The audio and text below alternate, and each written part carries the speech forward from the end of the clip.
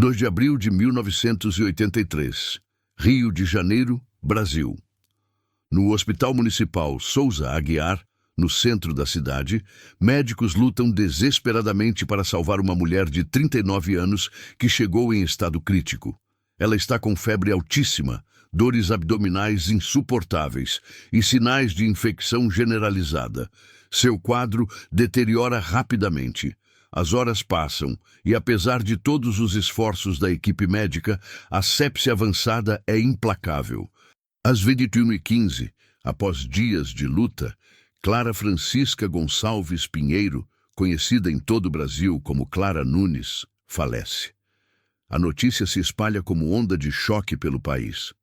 Clara Nunes, a guerreira, a voz do samba de raiz, a cantora que levou a cultura afro-brasileira aos maiores palcos do país, havia partido.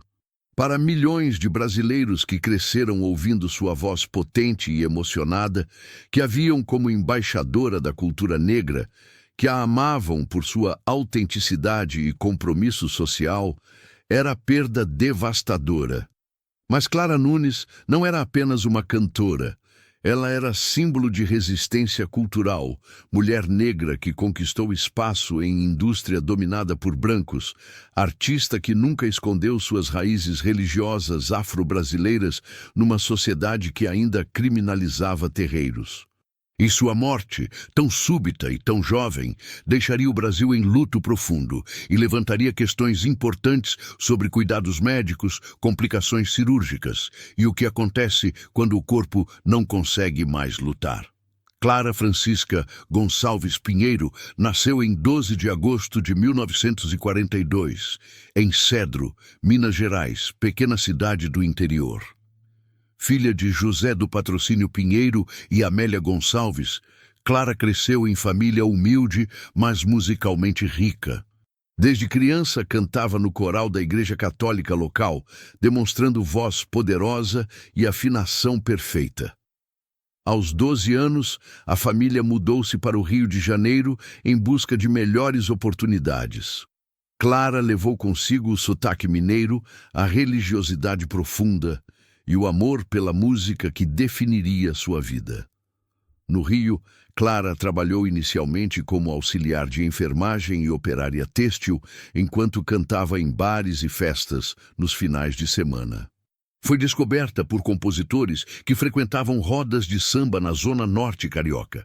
Sua voz tinha qualidade única, potência impressionante, mas também delicadeza, capacidade de alternar entre força e vulnerabilidade com maestria. Em 1965, aos 23 anos, Clara gravou seu primeiro disco, mas sucesso comercial ainda demoraria.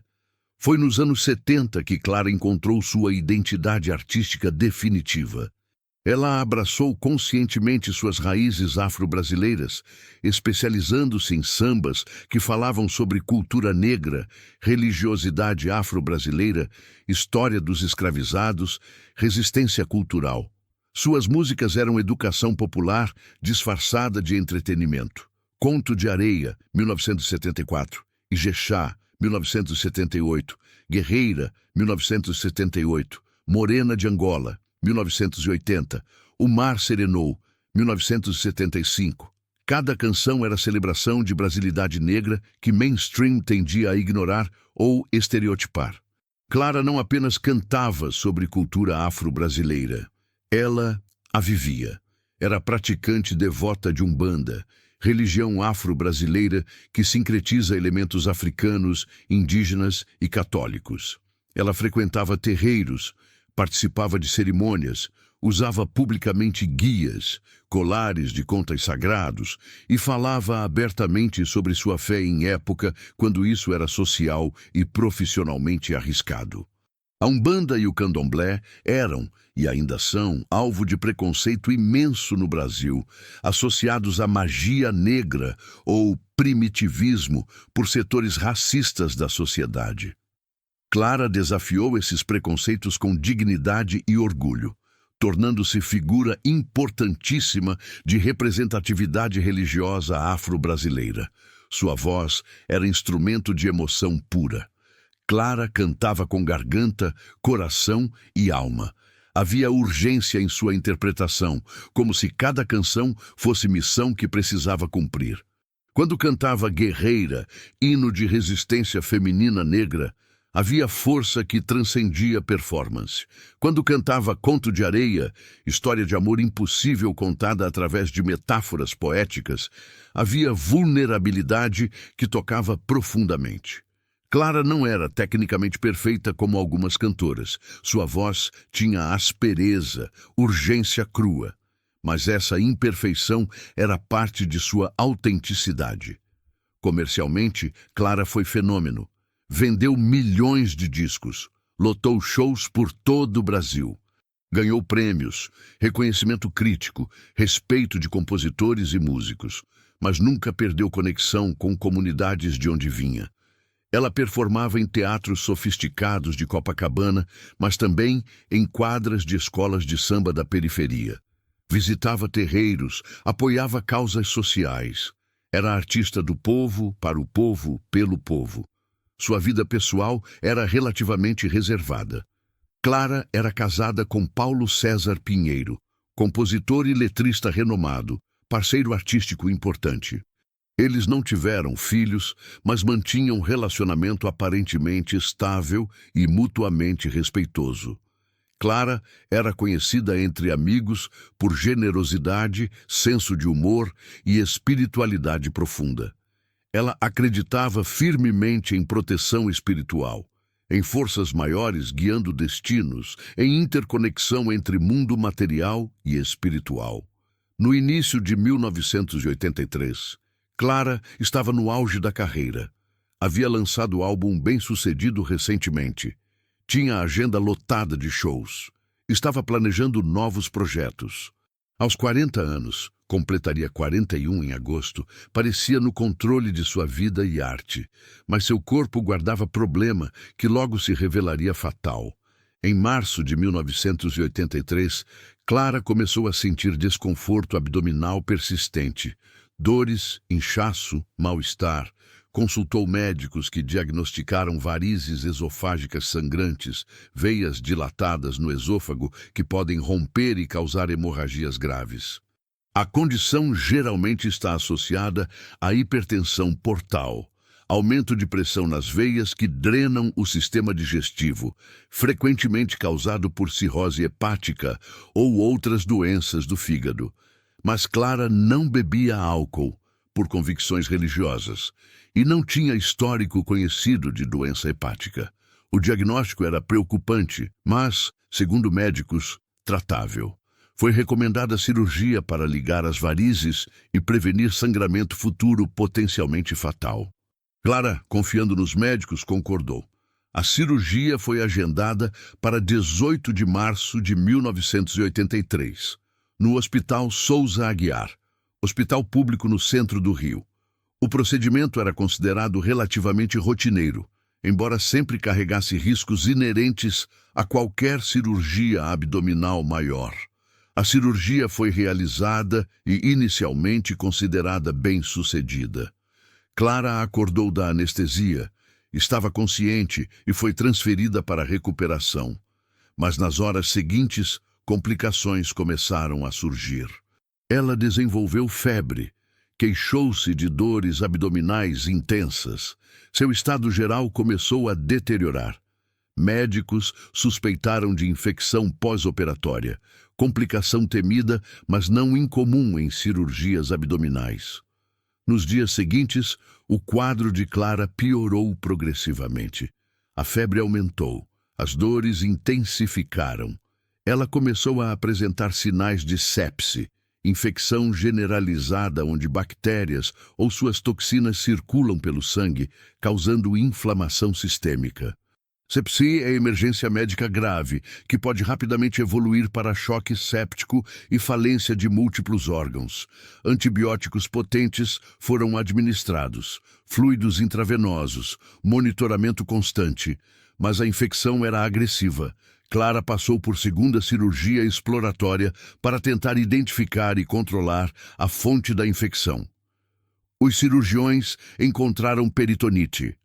inflamação grave do peritônio, membrana que reveste a cavidade abdominal. Havia sinais de vazamento intestinal ou contaminação durante a primeira cirurgia. Tentaram limpeza, drenagem e reparos, mas o dano já estava feito. A infecção havia se espalhado. O corpo de Clara, apesar de sua força de vontade legendária, estava perdendo a batalha. Nos últimos dias, Clara entrou e saiu de consciência. Quando acordada, falava com família e amigos que vigília mantinham. Segundo relatos, ela manteve fé e serenidade espiritual até o fim, acreditando que tudo fazia parte de plano maior. Sua mãe, Amélia, e seu marido, Paulo César, estavam ao seu lado constantemente. Amigos artistas visitavam, oravam, esperavam milagres. Mas em 2 de abril de 1983, o corpo de Clara finalmente cedeu. Seu coração, exausto pelo esforço de combater infecção sistêmica, parou. Ela tinha apenas 40 anos. A notícia explodiu no Brasil. Rádios interromperam programações. Jornais de televisão dedicaram segmentos especiais. O país inteiro estava em choque. Como alguém tão vital, tão cheia de vida, podia morrer de complicação cirúrgica aparentemente evitável? A autópsia foi realizada no Instituto Médico Legal do Rio de Janeiro. O exame externo revelou mulher de constituição normal, sem sinais de desnutrição ou doença crônica visível. Havia cicatrizes cirúrgicas recentes no abdômen. Sinais de procedimentos médicos recentes, marcas de agulhas intravenosas, áreas de pressão consistentes com internação prolongada. O exame interno foi revelação da devastação causada pela sepse. A cavidade abdominal mostrava peritonite severa com presença de fluido purulento. O intestino apresentava áreas de necrose, morte tecidual causada por infecção. Havia evidência de perfuração intestinal, provavelmente ocorrida durante ou imediatamente após a primeira cirurgia. Essa perfuração permitiu que conteúdo intestinal, rico em bactérias, vazasse para a cavidade abdominal, causando infecção maciça. Os órgãos mostravam sinais de sepse avançada. O fígado estava aumentado e congestionado. Os rins apresentavam necrose tubular aguda, dano causado por pressão sanguínea baixa durante choque séptico. Os pulmões mostravam infiltrados consistentes com síndrome do desconforto respiratório agudo, SDRA, complicação pulmonar de sepse severa. O coração estava estruturalmente normal, mas havia cessado de funcionar devido ao choque séptico prolongado.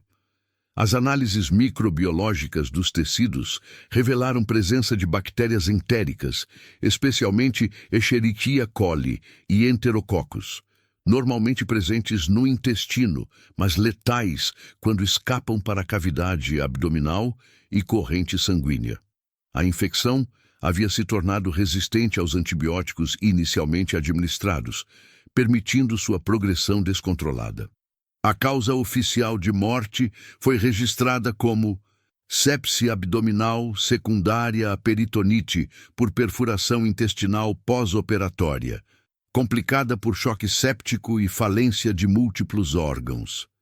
Em termos simples, durante ou logo após a cirurgia inicial, o intestino de Clara foi perfurado acidentalmente, complicação reconhecida mais rara de cirurgias abdominais.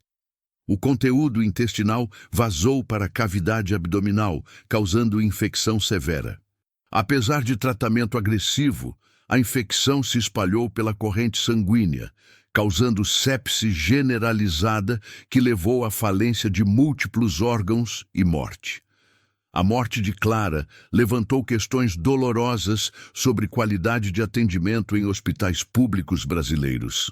O Hospital Souza Aguiar, embora respeitado, enfrentava crônica falta de recursos, superlotação e condições sanitárias às vezes inadequadas.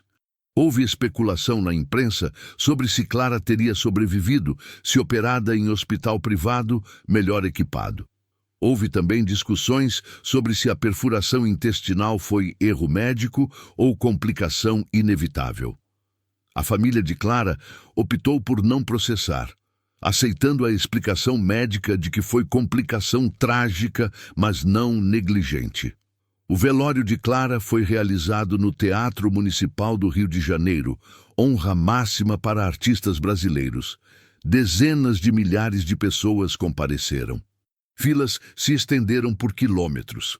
Era demonstração impressionante do amor que brasileiros sentiam por ela. Artistas de todas as gerações prestaram homenagens emocionadas. Escolas de samba desfilaram.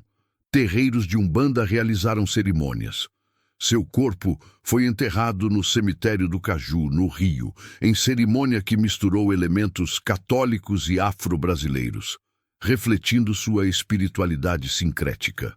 A morte de Clara Nunes marcou o momento de luto nacional. Ela representava não apenas talento musical, mas também orgulho cultural afro-brasileiro, resistência contra preconceito religioso e autenticidade artística. Sua perda prematura foi sentida como perda coletiva. Clara Nunes não era apenas cantora de samba, ela era guerreira cultural, termo que ela própria adotou orgulhosamente. Numa época quando cultura afro-brasileira era marginalizada, exotizada ou criminalizada, Clara a colocou no centro da identidade nacional. Ela cantou sobre orixás, sobre história de escravizados que resistiram, sobre sabedoria ancestral africana preservada no Brasil através de séculos de opressão. E fez isso não de forma acadêmica ou distante, mas com emoção crua e acessibilidade que permitiu que milhões de brasileiros negros e brancos se conectassem com essas histórias. Ijexá, uma de suas músicas mais famosas, é celebração musical do ritmo litúrgico iorubá, usado em cerimônias de candomblé.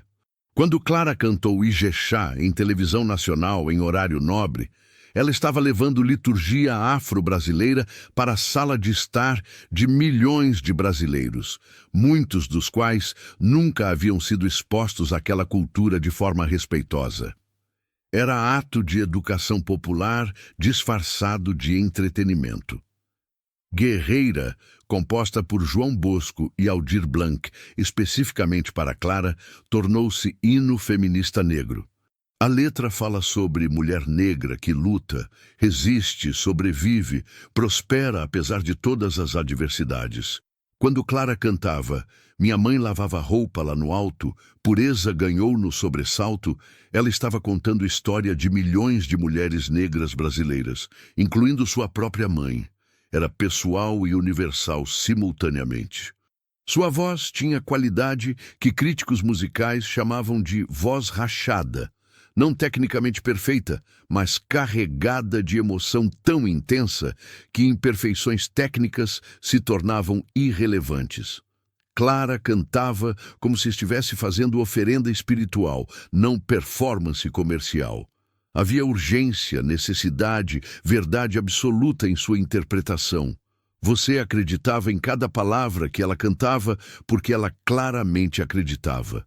Clara vendeu mais de 3 milhões de discos durante carreira, número impressionante para artista especializada em gênero, samba de raiz, que não era mainstream dominante.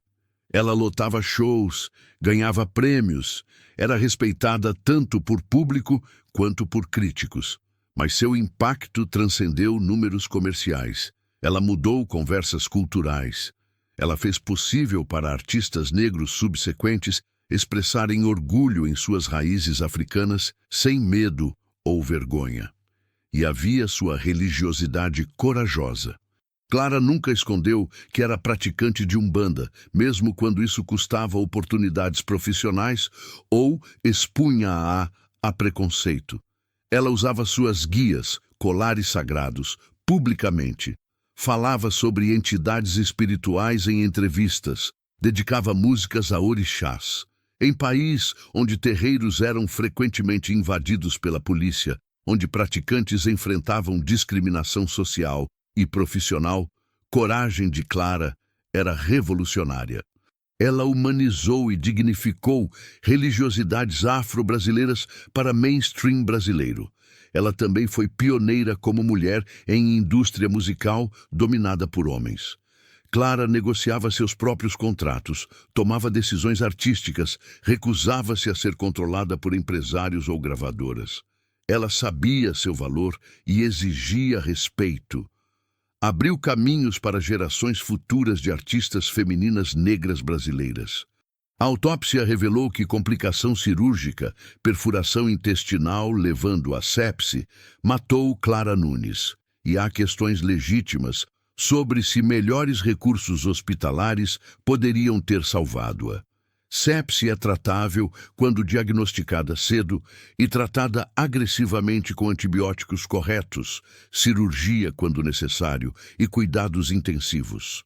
Mas em hospital público brasileiro, em 1983, com recursos limitados, superlotação e talvez falta de equipamento para diagnóstico rápido, as chances de sobrevivência eram menores. Sua morte destacou desigualdades gritantes no sistema de saúde brasileiro. Artistas ricos geralmente recorrem a hospitais privados de elite. Clara, apesar de comercialmente bem-sucedida, usou o hospital público. Por escolha ou necessidade? Não está claro. Mas o resultado foi trágico.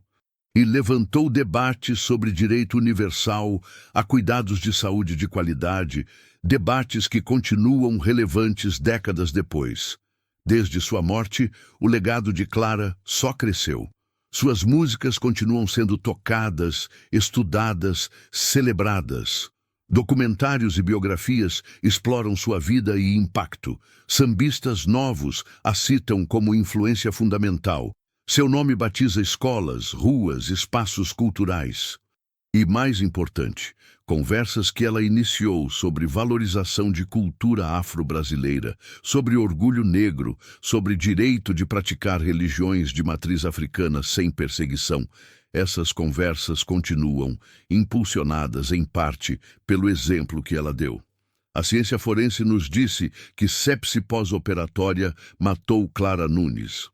Mas sua música e vida nos dizem que ela viveu com um propósito claro, cantou com verdade absoluta, lutou por justiça cultural e deixou legado que continua inspirando gerações.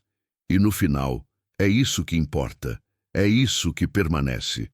Algumas vozes não apenas cantam, elas ensinam, resistem, transformam. Clara Nunes foi uma dessas vozes raras. Ela viveu apenas 40 anos, mas nesses anos condensou mais coragem, mais compromisso, mais autenticidade do que muitos conseguem em vidas inteiras. Ela pegou cultura afro-brasileira que sociedade tentava marginalizar e a colocou no centro da música popular. Ela praticou sua fé publicamente quando isso exigia coragem imensa. Ela cantou verdades sobre experiência negra brasileira com honestidade desarmante.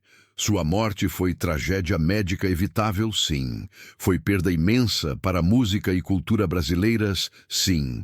Mas sua vida foi triunfo absoluto. Clara provou que você pode vir de Cedro, Minas Gerais, ser mulher, ser negra, ser praticante de Umbanda, e ainda assim conquistar o Brasil com talento e verdade. Ela abriu portas que nunca se fecharão novamente. Ela plantou sementes que continuam florescendo. Descanse em paz, guerreira. Sua voz nunca será silenciada, porque vive em cada artista que você inspirou, em cada pessoa que encontrou orgulho em suas raízes africanas ouvindo suas músicas, em cada brasileiro que entende que nossa cultura é gloriosamente múltipla e profundamente africana. Você foi, é e sempre será Clara Nunes, a guerreira, a voz do samba de raiz, a embaixadora da cultura afro-brasileira. Axé, Clara, salve!